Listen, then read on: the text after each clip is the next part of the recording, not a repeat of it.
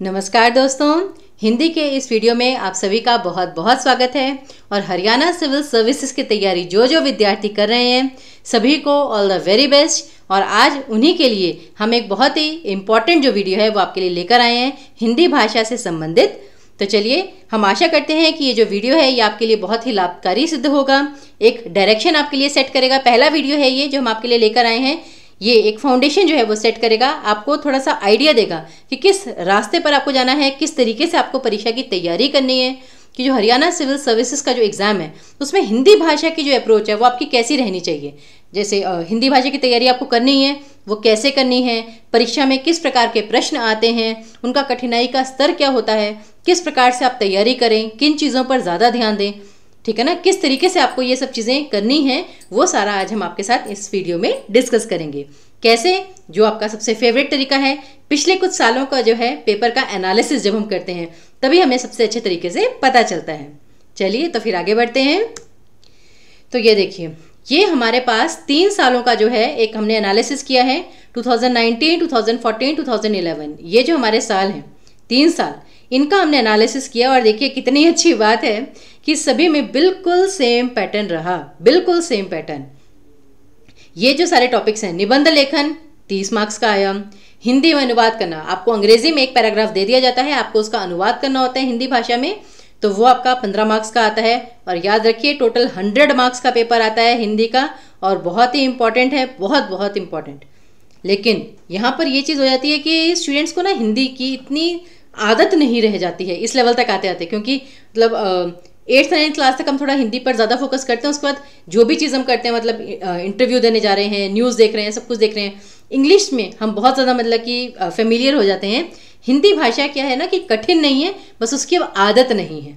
तो अब यहाँ पर क्या है कि जितना ज़्यादा आप अभ्यास करेंगे हिंदी भाषा की, आपको धीरे धीरे आदत होती रहेगी, उतना ही आपके लिए सरल होता रहेगा। तो फिर देखिए, सार लेखन 10 मार्क्स का आएगा आपको, कि आपको एक पैराग्राफ दे दिया जाएगा, उसमें आपको कहा जाएगा कि 1/3 शब्दों में, 1/3 में इसका बस एक बताना है कि इसका जिस्ट क्या है, इसका सार क्या है, कहना क्या चाहते हैं कवि या लेखक इसमें। तो इसलिए वो 10 मार्क्स का आएगा आपको। गद्यांश पद्यांश व्याख्या, गद्यांश 5 मार्क्स की, गद्यांश की व्याख्या और पद्यांश की व्याख्या दोनों 5-5 मार्क्स के, कुल मिलाकर 10 मार्क्स। फिर है पत्र लेखन, भाई ये तो याद है ना आपको, 4th कक्षा से चलता आ रहा है कि आज छुट्टी लेनी है, बीमार हैं हम, अस्वस्थ होने के कारण प्रधानाचार्य जी को पत्र लिखिए। बस अब अंतर यह आएगा कि पत्र जो है वो आपको कभी किसी सरकारी विभाग को लिखना होगा, कभी किसी इंस्पेक्टर को लिखना होगा, ठीक है ना, कभी सरकार के किसी अनुयायी को लिखना होगा, तो वो 10 मार्क्स का आएगा आपके पास। वर्तनी, अब यहाँ पे व्याकरण के प्रश्न प्रारंभ हो जाते हैं, हिंदी व्याकरण, और उसमें भी देखिए व्याकरण में भी वही स्पेसिफिक टॉपिक्स जो हैं वो बार बार रिपीट हो रहे हैं। तो इसलिए जस्ट मैं आपको ये कहूँगी कि ये तो मैं आपको बिल्कुल नहीं कहूँगी कि सिर्फ इनके अलावा और कोई ग्रामर का टॉपिक मत उठाइए, बिल्कुल ऐसा नहीं है, करना है आपको। लेकिन मेन बात क्या है, एनालिसिस का मेन मतलब मकसद क्या होता है कि यहाँ पर जो विषय हैं वो तो आपको कवर करने ही कर रहे हैं किसी भी हालत में, कि इनमें से तो एक्सपेक्टेड है कि जब 2011 से वही पैटर्न चलता आ रहा है तो हो सकता है बिल्कुल यही पैटर्न इस बार भी फॉलो हो। लेकिन ये हो सकता है हाँ बस कि जो थोड़ा बहुत अंतर आएगा, ये तो देखिए काफ़ी हद तक बिल्कुल सेम ही रहेगा, और सब्जेक्टिव टाइप जो होता है यहाँ पत्र लेखन तक। लेकिन जो व्याकरण के विषय हैं अगर कोई बदलाव होगा तो इनमें होगा, कि जैसे वर्तनी का 5 मार्क्स का प्रश्न आया, पर्यायवाची विलोम शब्द से संबंधित 5 मार्क्स के प्रश्न आए, मुहावरे लोकोक्तियों से संबंधित 5 मार्क्स के, शब्द युग्म से संबंधित, वाक्यांश के लिए एक शब्द से संबंधित 2.5 मार्क्स का आया, और संधि विच्छेद से संबंधित 2.5 मार्क्स का आया। अब क्या होता है कि स्टूडेंट्स को लगता है कि भाई ये 2.5 मार्क्स के क्वेश्चन है, क्यों उसके लिए हम इतना बड़ा टॉपिक जो है वो याद करें। ऐसी बात नहीं है। आप ये सोचिए, पत्र लेखन, वैसे तो मैं जानती हूँ आप अच्छे से लिख लेंगे पत्र, लेकिन हो सकता है भगवान ना करे कोई ज़्यादा डिफिकल्ट पत्र लेखन आ जाए, ठीक है ना, या फिर सार लेखन में या फिर गद्यांश पद्यांश व्याख्या में कुछ ऐसा डिफिकल्ट हो जाए कि आपको वो चीज़ ना समझ में आ रही हो। तो कहते हैं ना कि हमें मार्क्स गेन करने हैं, कोई वहाँ पर इतना ज़्यादा नहीं देख रहा कि मतलब आपको किस चीज़ की कितनी ज़्यादा नॉलेज है। सब कुछ एंड में क्या मैटर करता है, मतलब ज्ञान आवश्यक है, लेकिन बी प्रैक्टिकल, कि आपको पेपर क्लियर करने के लिए मार्क्स तो चाहिए ही चाहिए। और मार्क्स के लिए 2-2 3-3 मार्क्स भी बहुत ज़्यादा मायने रखते हैं। 2 मार्क्स आपको 200 लोगों से आगे लेकर जा सकते हैं और 200 लोगों से पीछे लेकर जा सकते हैं। तो इसलिए ये व्याकरण के विषय भी छोड़ने नहीं है। देखिए बिल्कुल चिंता मत करिए, हम हैं व्याकरण के जो विषय हैं बहुत ही सरल तरीके से आपको यहाँ पर हम करवाएंगे। उसके जो प्रश्न हैं, उनकी जो ट्रिक्स हैं, शॉर्ट ट्रिक्स, आपको कोई लंबे लंबे रूल्स याद करने की जरूरत नहीं है, बहुत लंबे लंबे नियम, बहुत ज़्यादा थ्योरी पढ़ने की जरूरत नहीं है। क्वेश्चंस के माध्यम से ही हम आपको बहुत ईजिली ये चीज़ समझा देंगे। तो अच्छा, निबंध लेखन में क्या है? निबंध लेखन में ऐसा तो है नहीं कि आपको सिर्फ एक टॉपिक दे दिया, उस पर कह दिया निबंध लिख दीजिए। विकल्प दिए जाते हैं, आपको 4-5 विषय दिए जाते हैं, उनमें से कोई आपको एक चुनना होता है। और गद्यांश पद्यांश व्याख्या में भी यही है, आपको 2 गद्यांश दिए जाएंगे, किसी एक की व्याख्या करनी है। 2 पद्यांश दिए जाएंगे, किसी एक की व्याख्या करनी है। पत्र लेखन में भी यही है, 2 आपको ऑप्शन दिए जाएंगे, आपको उनमें से एक पर पत्र लिखना है।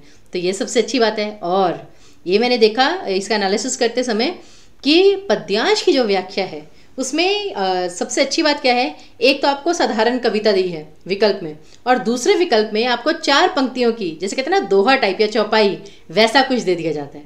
तब ये आप पर है कि जो छोटी चौपाई है समझ में आ रही है उसकी एक्सप्लेनेशन करनी है, या जो थोड़ी लंबी कविता है उससे उसकी एक्सप्लेनेशन लिखनी है।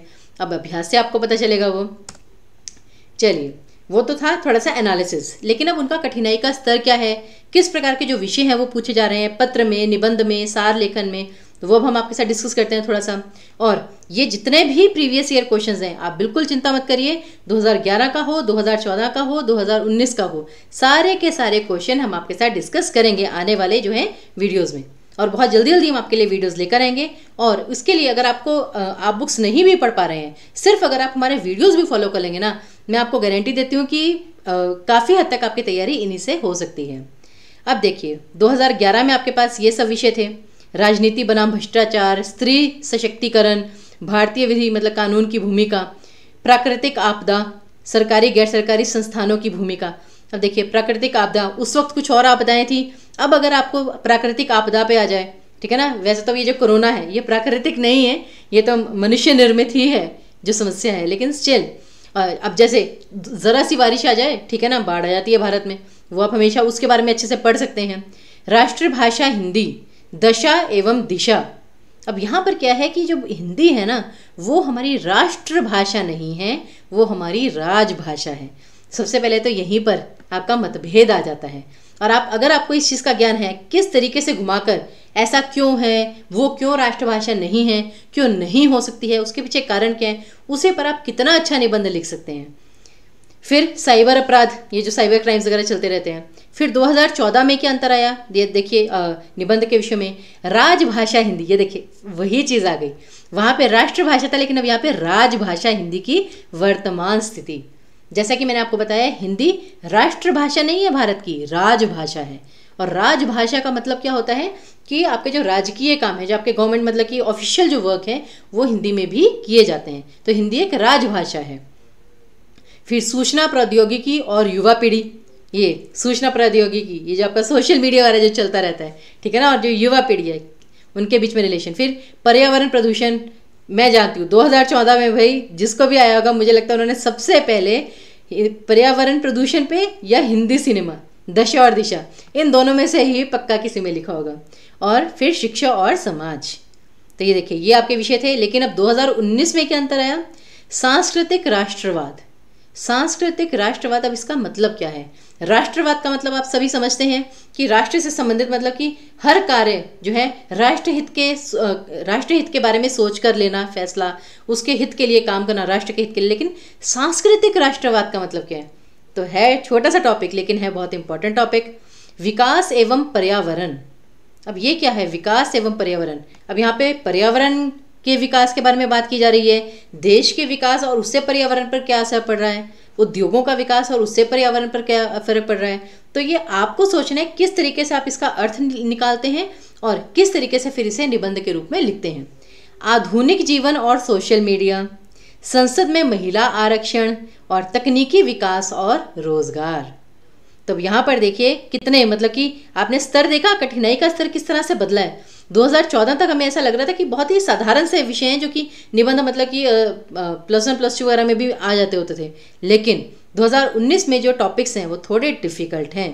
तो अब तो 2022 है भाई, तो मानकर चलिए कि थोड़े डिफ़िकल्टी टॉपिक आएंगे, लेकिन राष्ट्रवाद, सोशल मीडिया, शिक्षा नीति, और एक तो ये देखिए ना कि आजकल ट्रेंड क्या चल रहा है। जैसे अभी भी शिक्षा नीति पिछले साल कि उस शिक्षा नीति की घोषणा की गई थी उससे संबंधित आ सकता है।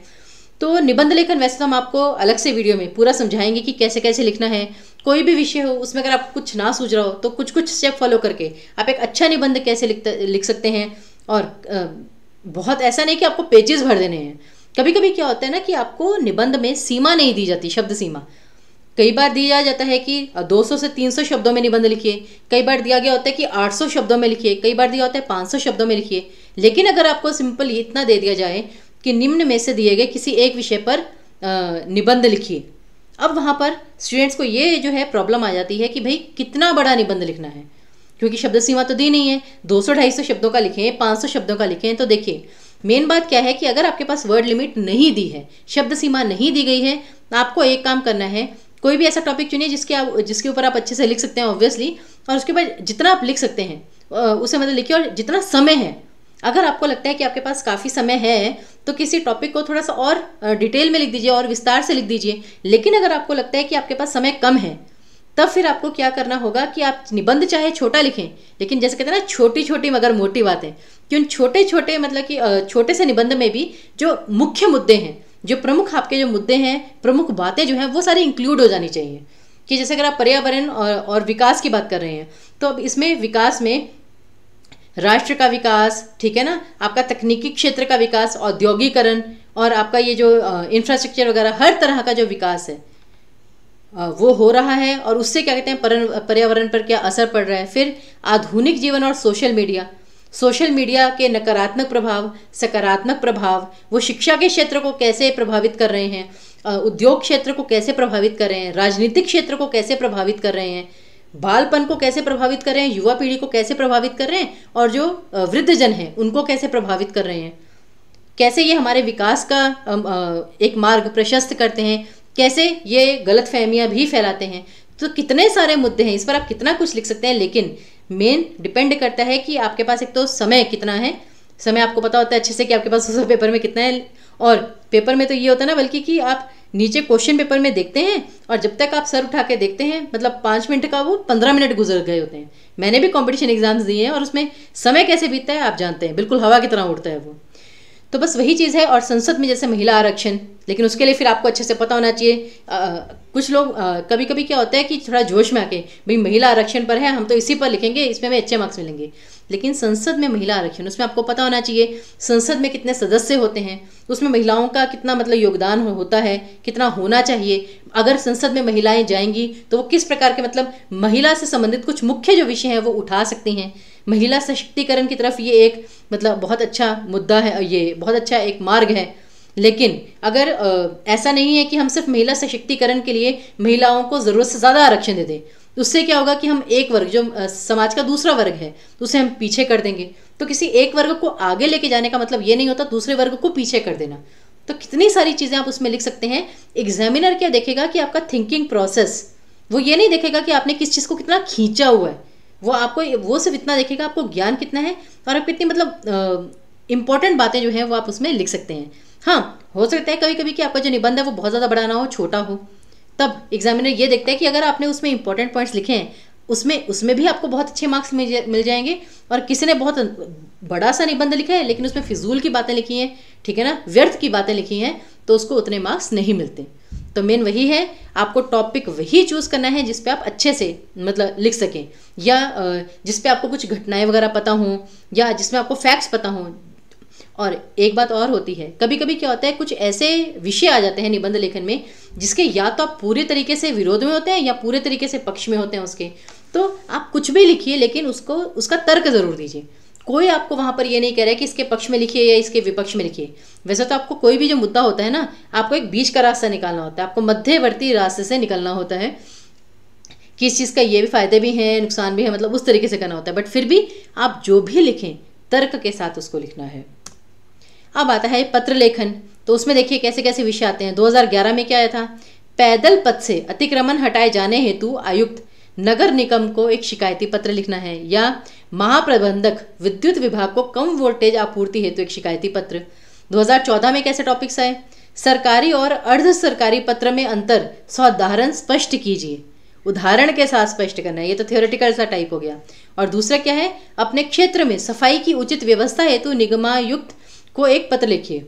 अब यहाँ पर क्या होता है कि एक तो ये औपचारिक पत्र है, औपचारिक पत्र का आपको पूरा प्रारूप पता होना चाहिए कि कहाँ पे जैसे सेवा में किसको लिख रहे हैं उसका पता लिखना है या नहीं, विषय आपको लिखना है, सब्जेक्ट, फिर उसमें कितना लंबा लिखना है वो पत्र, औपचारिक पत्र।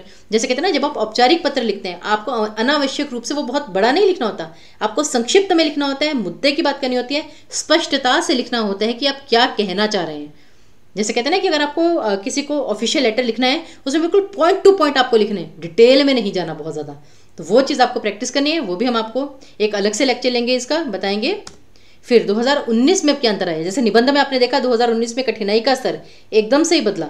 2019 में देखिए, दूषित पेयजल आपूर्ति के विरोध में अध्यक्ष जल संस्थान को एक शिकायती पत्र लिखना है, या फिर अब आपके बैंक खाते से अन्य किसी के द्वारा अवैध रूप से रुपया निकाल लिए जाने के विरोध में साइबर अपराध प्रकोष्ठ पुलिस विभाग को एक शिकायती पत्र लिखिए। तो देखिए डिफिकल्टी लेवल थोड़ा सा डिफरेंट था ना, तो वही है 2019 में वो कठिनाई का स्तर था, तो 2022 में तो सोच लीजिए या 2023 में क्या होने वाला है। अब देखिए व्याकरण के प्रश्न। अब व्याख्या वाले जो थे वो तो खैर काफ़ी बड़े बड़े थे, तो उसको हम अगले वीडियो में कवर करेंगे। वर्तनी के प्रश्न देखिए 2011 में क्या क्या थे, बल्कि, पत्नी, नारायण। अब नारायण का सबको पता है नारायण होता है, प्रमाणिक नहीं प्रामाणिक होता है। पत्नी के वर्तनी पता है सबको, बल्कि की। साम्राज्य नहीं साम्राज्य होता है, विज्ञानिक नहीं वैज्ञानिक होता है। लेकिन बोलने में तो फिर भी हमें पता होता है, लिखने में कभी कभी हम वै की जगह वे लिख देते हैं, तो वो चीज़ आपको नहीं करनी है। और यहाँ पर एक और महत्वपूर्ण बात होती है, देखिए यहाँ पर कोई एमसीक्यूज तो है नहीं, कोई शीट तो आपको दी नहीं जाएगी कि आपको बस कहीं पे टिक मार्क करना है और आप आ गए। क्या देखा है हमने कि जैसे हम हिमाचल प्रदेश में भी बहुत सारे कंपटीशन एग्जाम्स, नायब तहसीलदार, एलाइड के जो पेपर्स होते हैं, पटवारी के पेपर्स, टीजीटी, ठीक है ना, बहुत सारे पेपर्स की हम तैयारी करवा रहे हैं। तो उसमें हमने देखा कि बच्चे जब होते हैं ना, मतलब आप जिस बच्चे नहीं रहे हैं नो डाउट, बड़े हो गए हैं, लेकिन फिर भी हिंदी लिखने की जो प्रैक्टिस है, हिंदी लिखने का जो अभ्यास है ना, हमारा छूट चुका है। आजकल मतलब हर चीज़ कंप्यूटर पे इतनी ज़्यादा होने लग गई है। इंग्लिश की हमारी जो राइटिंग है उसका फ्लो होता है, हिंदी की राइटिंग जो है, एक तो मैं ये नहीं कह रही सुंदरता की बात नहीं कर रही हूँ, मैं स्पष्टता की बात कर रही हूँ। आप य लिख रहे होते हैं लेकिन वो व लगता है, आप य लिख रहे होते हैं लेकिन वो प लगता है। आप खुद एक बार लिख के देखिएगा, आपको खुद पता चल जाएगा कि कभी कभी आपकी जो लाइन है इधर से स्टार्ट करते हैं, वो होते होते नीचे चली जाती है या स्पष्ट नहीं होती है। तो आपकी जो हैंड राइटिंग है एक तो वो क्लियर होनी चाहिए और थोड़ा सा मतलब कि एक लाइन में होनी चाहिए, उसकी भी आपको प्रैक्टिस करनी है। सिर्फ ज्ञान नहीं, आपको लिखने का तरीका भी बहुत अच्छे से होना चाहिए। हिंदी भाषा के लिए मैं स्पेशली बोलूँगी, क्योंकि इंग्लिश की हैंड राइटिंग अक्सर हम मतलब लिखते ही रहते हैं तो हमारा उसका फ्लो बना होता है। हिंदी की जो हैंड राइटिंग है उसका थोड़ा सा आपको अभ्यास करना पड़ेगा। 2014 में देखिए परलौकिक, सामाजिक, परितोषिक, वाल्मीकि ऐसे शब्द। और 2019 में देखिए अभिज्ञ, गरिष्ठ, दंतोष्ट्य, मैथिली शरण। अब मैथिली शरण गुप्त जी ये तो प्रमुख साहित्यकार थे, लेकिन मैथिली शरण होता है, मैथिली शरण, मैथिली शरण नहीं। तो इस प्रकार से इन सबकी का जो सोल्यूशन है वो हम आगे आपको प्रोवाइड करेंगे आगे के वीडियोस में। बट मैं आपको दिखा रही हूँ जैसे कोई भी जो शब्द है वो देखिए रिपीट नहीं हुआ, बिल्कुल भिन्न भिन्न शब्द आ रहे हैं, तो इसलिए अच्छे से आपको तैयारी करनी है। फिर देखिए अब विलोम शब्द, आपको तीनों सालों में ही विलोम शब्द पूछे गए, जैसे ऋण का उऋण, आर्द्र का शुष्क, अपव्यय का व्यय, आवरण का निवारण, जैसे इहलोक का परलोक। तो ये ऐसे बहुत सारे हैं। फिर 2014 में अतिवृष्टि मतलब अतिवृष्टि का मतलब होता है बहुत ज़्यादा वर्षा, अनावृष्टि, अनिवार्य, ठीक है ना, जो अनिवार्य मतलब कि जिसका निवारण ना हो सके वो अनिवार्य है। फिर आर्द्र ये रिपीट हुआ है, घात, स्वकीय, बर्बर, ठीक है ना, चंचल। फिर 2019 में अज्ञ, क्षर, तृष्णा, इति। तो कितने सारे शब्द हैं जिसका आपको, और ये 5-5 मार्क्स के आते हैं, तो देख लीजिए। फिर तैयारी आपको अच्छी करनी होगी इसमें। अब मुहावरे लोकोक्तियों के प्रश्न तो भाई हर पेपर में आते हैं, जैसे कि ये आपका है ख्याली पुलाव बनाना। अब यहाँ पे क्या है, आपको सिर्फ मुहावरों के अर्थ नहीं लिखने हैं, उसका वाक्य में प्रयोग करके भी दिखाना है। और यहाँ पर भी मैं आपको एक और इम्पॉर्टेंट चीज़ बता दूँ, हम अभी जैसे स्टूडेंट्स को तैयारी करवा रहे हैं, वो क्या करते हैं मुहावरों का ना अर्थ तो सही लिख देते हैं, लेकिन जब वाक्य प्रयोग की बारी आती है, वाक्य प्रयोग की, सेंटेंस में उसको यूज़ करना होता है, तो मैं हैरान थी इतने वो सिंपल से सेंटेंस बनाते हैं जैसे थर्ड क्लास के बच्चे ने सेंटेंस बनाया हो। अब आप जिस स्तर पर आ गए हैं, ठीक है ना, आप मतलब एक सिविल सर्विसेज का एग्जाम दे रहे हैं, तो आपका जो वाक्य का जो स्तर है वो भी वैसा ही होना चाहिए। हाँ, मैं ये नहीं कह रही कि आपको बहुत ही कठिन सा वाक्य बनाना है, लेकिन एटलीस्ट ऐसा तो वाक्य बनाइए जो कि ऐसा लगे कि हाँ किसी कम से कम किसी छठी या सातवीं कक्षा के विद्यार्थी ने बनाए। लेकिन जो बच्चों ने मतलब दूसरा वाक्य बनाए हुए थे वो ऐसा लग रहा था जैसे तीसरी या चौथी कक्षा के बच्चों ने बनाया हो। तो इस चीज़ का आपको थोड़ा सा ध्यान रखना है। और मुहावरे को वाक्य में किस तरह से प्रयोग किया जाता है, मुहावरे में कैसे परिवर्तन आता है, वो भी सब आपको पता होना चाहिए। इसकी भी हम आपको अच्छे से तैयारी कराएंगे, जैसे ख्याली पुलाव बनाना, गुदड़ी का लाल, 2 दिन का मेहमान। और कभी कभी क्या होता है कि ना, अब जैसे 2 दिन का मेहमान कि ये तो सिर्फ 2 दिन का मेहमान है जिसकी शीघ्र मृत्यु होने वाली हो, ऐसे तो हमें उसका अर्थ वैसे तो पता होता है, लेकिन लिखने में नहीं पता होता कि इसका वास्तविक अर्थ लिखना क्या है। सुनने में सबको लगता है कि उंगली पकड़कर पहुंचा पकड़ना, ऊंची दुकान, फीका पकवान, ये तो कहते हैं बहुत ही साधारण सा है, इसका तो पता ही है। लेकिन जब आप पेपर में इसका अर्थ लिखते हैं ना, तब आपको पता चलता है ऊंची दुकान, फीका पकवान, इसका अर्थ क्या लिखना है। मतलब पता तो है, लेकिन लिखना क्या है वो नहीं पता। इन दोनों में बहुत बड़ा अंतर होता है, बहुत बड़ा एक गैप होता है जो आपको फिल करना है, और वो अभ्यास के द्वारा ही गैप जो है वो फिल हो पाएगा। तो इसलिए हिंदी लेखन की आपको बहुत आवश्यकता है। फिर देखिए आपके पास शब्द युग्म। शब्द युग्म क्या होते हैं? शब्दों का जोड़ा जो सुनने या बोलने में एक जैसे लगे लेकिन उनका अर्थ भिन्न होता है। जैसे कि अवधि और अवधि, ये देखिए जैसे पहला ही विकल्प है कि अवधि और अवधि। इस अवधि का मतलब होता है समय। हम जिस कहते हैं ना, आप बहुत ही कम अवधि के लिए प्रधानमंत्री रहे, आप बहुत ही कम अवधि के लिए देश के प्रधानमंत्री रहे। और एक अवधि ये होता है जैसे अवध, अवध जो है हम कहते हैं ना अवध नरेश, हम कहते हैं हमें अवधि बिरयानी खानी है, या हमें अवधि भाषा बोलनी नहीं आती है। और यहाँ पर भी आपको क्या होगा, प्रश्न क्या दिया जाएगा कि दिए गए शब्द युग्मों का सही अर्थ बताकर उनका वाक्य में प्रयोग इस प्रकार कीजिए कि दोनों के बीच का जो अंतर है वो स्पष्ट हो जाए। तो उससे आपको क्या कहते हैं, आपको तब इन दोनों शब्दों के अर्थ लिखकर उनका वाक्य में प्रयोग करके दिखाना है, जिससे सामने वाले को क्लियर हो जाए। तो इसलिए वाक्य प्रयोग बहुत होगा, प्रश्न उसी अकॉर्डिंगली आएंगे, जैसे अभेद और अभेद्य, अजर और अजिर, उपल और उत्पल, मात्र और मातृ। अब जैसे मात्र, मात्र का मतलब होता है केवल। हम जैसे कहते हैं ना मेरे पास मात्र 500 रुपये शेष हैं, मेरे पास केवल 500 रुपये बचे। और मात्र जो माँ से संबंधित होता है, जैसे मातृभाषा, मातृ ऋण, उस प्रकार से। फिर रिक्त और रिक्त, यहाँ पे अविलंब और अवलंब, जो सुनने में एक जैसे लगते हैं लेकिन उनका अर्थ भिन्न होता है। फिर देखिए अब यहाँ पर आपके पास है वाक्यांश के लिए एक शब्द। ये देखिए कोई यहाँ पे विकल्प नहीं है, जितने दिए गए हैं आपको सभी का जो उत्तर है वो देना होगा। और ये चाहे 2.5 मार्क्स का आता है तो, लेकिन अब जैसे कहते हैं कभी कभी स्टूडेंट्स के 2.5 मार्क्स हैं, चलो ये छोड़ देते हैं, लेकिन ये 100 मार्क्स जो हिंदी विषय के हैं, 100 मार्क्स आप भी जानते हैं ये आगे फाइनल उसमें जुड़ने हैं मार्क्स। तो हिंदी की तो बहुत अच्छे से आपको तैयारी करनी होगी। नीचे लिखी हुई क्या होता है, जैसे निम्नलिखित, हम कहते हैं ना निम्नलिखित मतलब जो नीचे लिखी हुई है। दोपहर के बाद का समय, अपराह्न, रास्ता दिखाने वाला, मार्गदर्शक, जैसे बहुत सारा जो बहुत अधिक बोलता हो, वाचाल। तो इसलिए बहुत अच्छे से आपको इन चीज़ों का अभ्यास करना है एक एक करके। फिर आता है आपका जैसे संधि विच्छेद, सूर्योष्मा, सूर्य जमा उष्मा, गंगोत्सव। अब जैसे गंगोत्सव है, ये तो आपको वैसे ही पता चल जाना चाहिए, गंगा जमा उत्सव। फिर पुरुषोत्तम, पुरुष जमा उत्तम, सप्त ऋषि, सप्त जमा ऋषि, महोदय, महा जमा, अब कभी कभी स्टूडेंट्स में महा जमा दय लिख देते हैं, लेकिन महा जमा उदय महोदय। फिर विरोचित, वीर जमा उचित, मध्वाचार्य, मधु जमा आचार्य। तो किस प्रकार से होगा, गंगोर्मी, गंगा जमा उर्मी या गंगा जमा ओर्मी, क्या आएगा इसमें, परीक्षण। अब ये क्या आएगा, इसका क्या आएगा।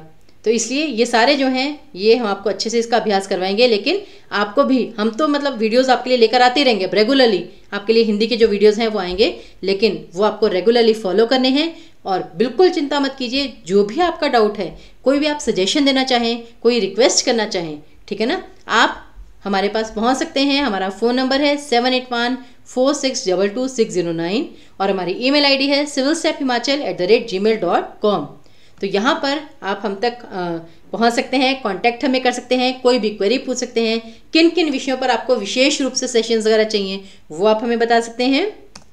चलिए, तो आज हमने जो ये हरियाणा सिविल सर्विसेज का जो एग्ज़ाम है उसका जो एक पैटर्न है वो आपके साथ डिस्कस किया है कि उसमें कौन कौन से विषय आते हैं, कितने कितने मार्क्स के प्रश्न आते हैं और उसका कठिनाई का स्तर क्या होता है, वो सब कुछ आपने देखा।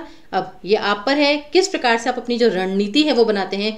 अगर आपको जैसे जो विषय या जो टॉपिक इसमें हिंदी व्याकरण में आसान लगते हैं उन्हें पहले फटाफट कर लिया। सार लेखन अगर आपको लगता है, कभी कभी स्टूडेंट्स को ना ये डाउट होता है, ये भी मैं आपको आज इसी वाले वीडियो में बता देती हूँ। स्टूडेंट्स को होता है कि मैम व्याख्या जो है उसके लिए कोई अच्छी सी बुक बताइए, ये सार लेखन के लिए ना कोई अच्छी सी बुक बताइए। तो देखिए कि मैंने कुछ बुक्स देखी हैं, बट फ्रैंकली स्पीकिंग मुझे उनकी व्याख्या वगैरह इतनी ज़्यादा अच्छी नहीं लगी जितनी की आपको याद होगा जो एनसीईआरटी की जो बुक्स हैं, एनसीईआरटी की जो बुक्स थी उसमें आपके पास कविता दी होती थी, कविता की व्याख्या होती थी, वो आरबीडीज जो होती थी। हम कहते हैं ना आरबीडी से तुम वही कॉपी कर लाए, लेकिन आरबीडी में उस कविता की बहुत अच्छी व्याख्या दी होती थी। वहाँ से आप अभ्यास कर सकते हैं, बहुत अच्छा आपका अभ्यास होगा।